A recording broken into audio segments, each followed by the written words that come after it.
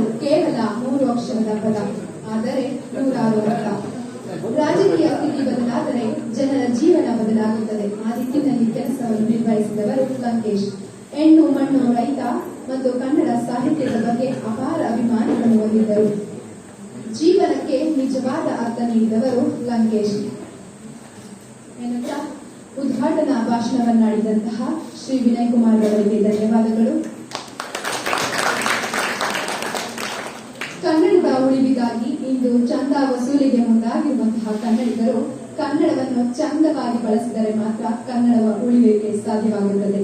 ಆ ರೀತಿಯ ಕೆಲಸ ಕಾರ್ಯಗಳಲ್ಲಿ, ಕನ್ನಡದ ಪರ ಹೋರಾಟ ಚಳುವಳಿಗಳಲ್ಲಿ ಕೆಲಸ ಕಾರ್ಯಗಳನ್ನು ನಿರ್ವಹಿಸುತ್ತಿರುವ ನಾವು ದ್ರಾವಿಡ ಕನ್ನಡಿಗರು ಚಳುವಳಿಯ ಸಂಘಟಕರಾದ ಅಭಿಗೌಡ ಇವರು ಕಾರ್ಯಕ್ರಮವನ್ನು ಕುರಿತು ಮಾತನಾಡಬೇಕೆಂದು ಕೇಳಿಕೊಳ್ಳುತ್ತೇನೆ.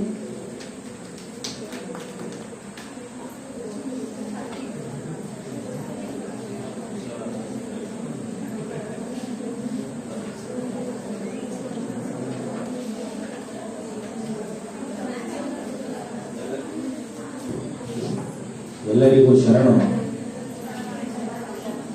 ಹಸಿದ ಹೆಬ್ಬುಲಿಗಳ ಮುಂದೆ ಮಾತಾಡೋದಕ್ಕೆ ಮೈ ಕೊಟ್ಟಿದ್ದೇನೆ. ಯಾಕೆ ಹಸಿದ ಹೆಬ್ಬುಲಿಗಳು ಅಂತ ಕರೀತಾ ಇದ್ದೀನಿ ಅಂದ್ರೆ, ಟೈಮು 1:30 ಆಯಿತು. ಪಾಪ ಊರಿಂದ ಬೆಳಿಗ್ಗೆ ಬರುವಾಗ ತಿಂದಿರಲ್ವ, ಸಾಕಷ್ಟು ಜನ ಊಟಕ್ಕೋಸ್ಕರ ಕಾಯ್ತಾ ಇದ್ದೀವಿ.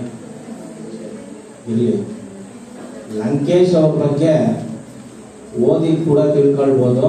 ಈಗಾಗಲೇ ನಿಮ್ಮ ಲೆಕ್ಚರರ್ ಕೂಡ ಹೇಳಿದ್ದಾರೆ, ವಿನಯ್ ಅವರು ಕೂಡ ಕೆಲವು ಮಾತುಗಳನ್ನ ತಿಳಿಸಿದ್ದಾರೆ. ಇಲ್ಲಿ ಸಾಹಿತ್ಯ ಮತ್ತು ಪತ್ರಿಕೋದ್ಯಮ ಇದೆರಡರ ಬಗ್ಗೆ ಲಂಕೇಶ್ ಅವರ ಹೆಸರಲ್ಲಿ ಕಾರ್ಯಕ್ರಮ ಆಯೋಜನೆ ಮಾಡಿರೋದ್ರ ಜೊತೆಗೆ ಬಹಳ ಖುಷಿ ಪಡುವಂತ ವಿಚಾರ ಏನು ಆಯೋಜನೆ ಮಾಡಿರೋದ್ರಲ್ಲಿ ಅಂದ್ರೆ,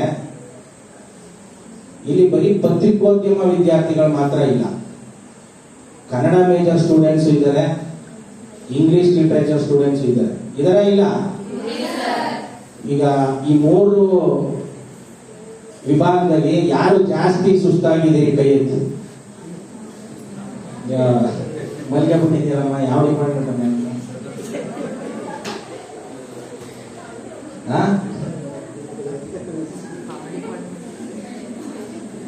ಪತ್ರಿಕೋದ್ಯಮ ವಿದ್ಯಾರ್ಥಿಗಳು ಎಷ್ಟು ಜನ ಇದ್ದೀರಿ ಕೈ ಎತ್ತಿ. Kannada, English, okay. ಇವತ್ತು ಸಮಕಾಲೀನ ಸಂದರ್ಭದಲ್ಲಿ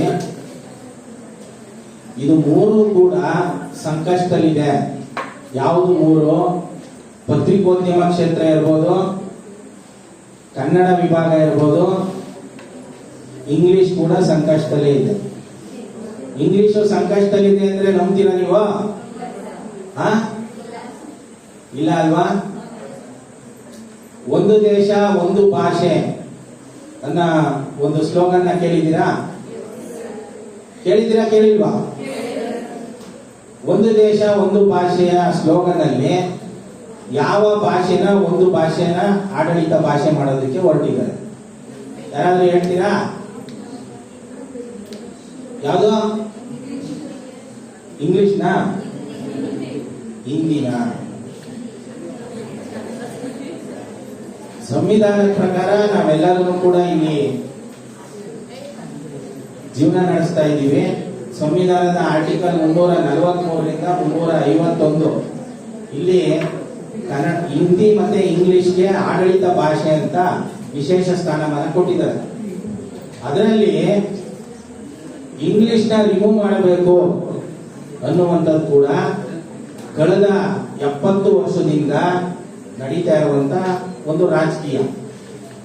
ಇದೆಲ್ಲ ನಿಮ್ಗೆ ಗೊತ್ತಾಗಬೇಕು ಅಂತಂದ್ರೆ ನೀವು ಓದ್ಬೇಕು. ಯಾರನ್ನ ಓದ್ಬೇಕು?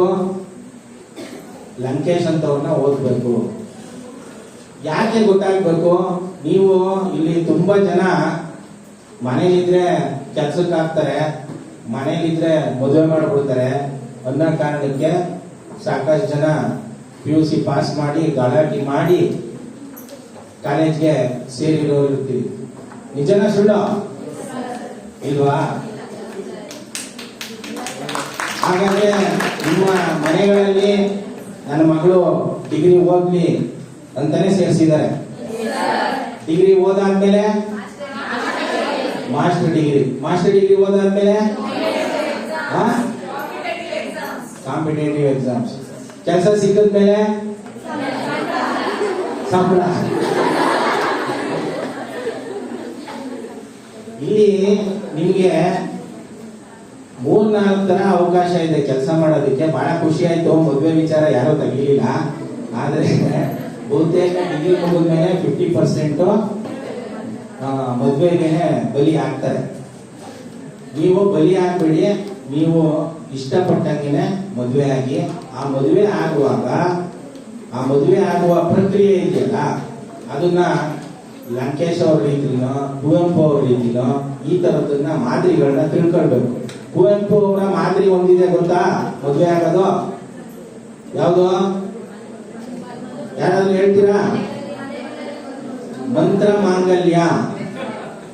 ಲಂಕೇಶ್ ಅವರ close friend KP Poornachandra Tejaswi ಅವರ ಮದುವೆ ಅಂದ್ರೆ ಇವರು ಕುವೆಂಪು ಅವರ ಮಗನ ಮದುವೆನೆ ಅವರು ಮಂತ್ರ ಮಾಂಗಲ್ಯ ಅನ್ನುವ ವಿಚಾರಧಾರೆಯಿಂದ ಮಾಡ್ತಾರೆ.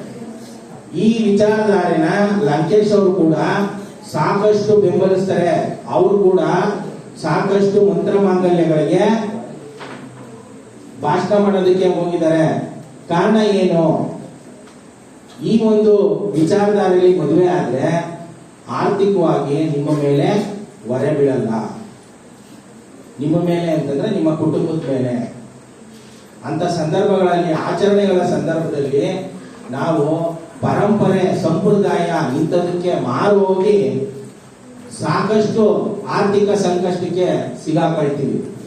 ಇಂಥದ್ರ ಬಗ್ಗೆ ಲಂಕೇಶ್ ಅವರು ಸಾಕಷ್ಟು ಎಚ್ಚರಿಕೆನ ನೀಡಿದ್ದಾರೆ.